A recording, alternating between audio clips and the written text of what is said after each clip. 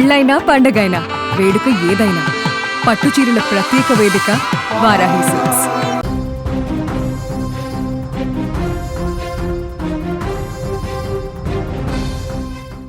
ఢిల్లీలో నీట్ విద్యార్థుల నిరసనలు దేశవ్యాప్తంగా చర్చనీయాంశంగా మారిన వేళ కేంద్ర ప్రభుత్వం తాజాగా తీసుకున్న కీలక నిర్ణయం ఇప్పుడు మరింత హాట్ టాపిక్గా మారింది. జాతీయ భద్రతా చట్టం అంటే ఎన్ఎస్ఏ కింద ఢిల్లీ పోలీస్ కమిషనర్కు ప్రత్యేక నిర్బంధ అధికారాలు కల్పిస్తూ గెజెట్ నోటిఫికేషన్ విడుదల చేసింది. ఈ వార్త బయటకు రాగానే సోషల్ మీడియాలో ఒక్కసారిగా పెద్ద ఎత్తున చర్చ మొదలైంది. కొందరు ఇది విద్యార్థుల ఆందోళనలను అణిచివేసేందుకేనని అంటుంటే మరికొందరు ఇది ప్రతి 3 నెలలకు ఒకసారి జరిగే సాధారణ ప్రక్రియ మాత్రమేనని చెబుతున్నారు. అసలు నిజమేంటి? ఎన్ఎస్ఏ అంటే ఏమిటి? ఈ చట్టం కింద పోలీసులకు ఎలాంటి అధికారాలు ఉంటాయి? ముందుగా ఈ నోటిఫికేషన్ గురించి మాట్లాడుకుందాం. కేంద్ర పాలిత ప్రాంతమైన ఢిల్లీలో లెఫ్టినెంట్ గవర్నర్ ఆమోదంతో జాతీయ భద్రతా చట్టంలోని సెక్షన్ 3 ప్రకారం ఢిల్లీ పోలీస్ కమిషనర్కు నిరోధక నిర్బంధ అధికారాలను అప్పగించారు. ఈ అధికారాలు జూలై 19 నుంచి అక్టోబర్ 18 వరకు అమల్లో ఉంటాయని గెజెట్లో పేర్కొన్నారు. అంటే ఈ కాలంలో ప్రజా శాంతి భద్రత లేదా దేశ భద్రతకు ముప్పు కలిగించే అవకాశం ఉందని అధికారులు భావిస్తే చట్టంలో ఉన్న నిబంధనల ప్రకారం ముందస్తు నిర్బంధ చర్యలు తీసుకునే అధికారం ఉంటుంది.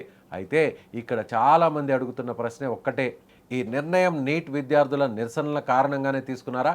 దీనిపై ఢిల్లీ పోలీసులు అధికారికంగా స్పందించారు. సోషల్ మీడియాలో వస్తున్న ప్రచారంలో నిజం లేదని, ఈ అధికారాల పొడిగింపు అనేది ప్రతి 3 నెలలకు ఒకసారి జరిగే సాధారణ పరిపాలనా ప్రక్రియ మాత్రమేనని స్పష్టం చేశారు. ప్రస్తుత ఉత్తర్వులు కూడా నిరసనలు ప్రారంభం కాకముందే జారీ అయ్యాయని, తాజా ఆందోళనలతో దీనికి ప్రత్యక్ష సంబంధం లేదని పేర్కొన్నారు.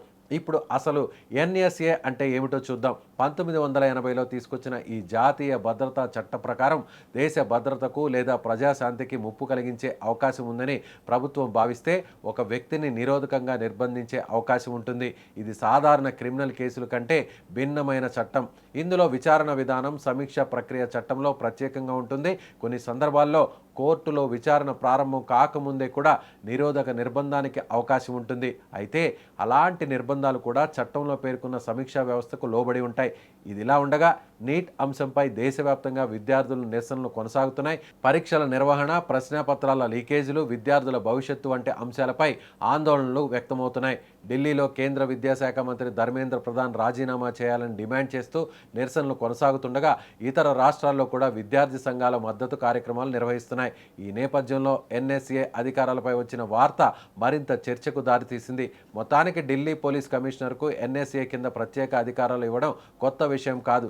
గతంలో కూడా ఇలాంటి త్రైమాసిక పొడిగింపులు జరిగాయి. అయితే ప్రస్తుతం విద్యార్థుల నిరసనల నేపథ్యంలో ఈ నిర్ణయం వెలుగులోకి రావడంతో దేశవ్యాప్తంగా దీనిపై పెద్ద ఎత్తున చర్చ జరుగుతోంది. ఇక ఈ అధికారాలను ఎలా వినియోగిస్తారు, పరిస్థితులు ఎలా మారతాయి అన్నది రానున్న రోజుల్లో స్పష్టత రాబోతుంది.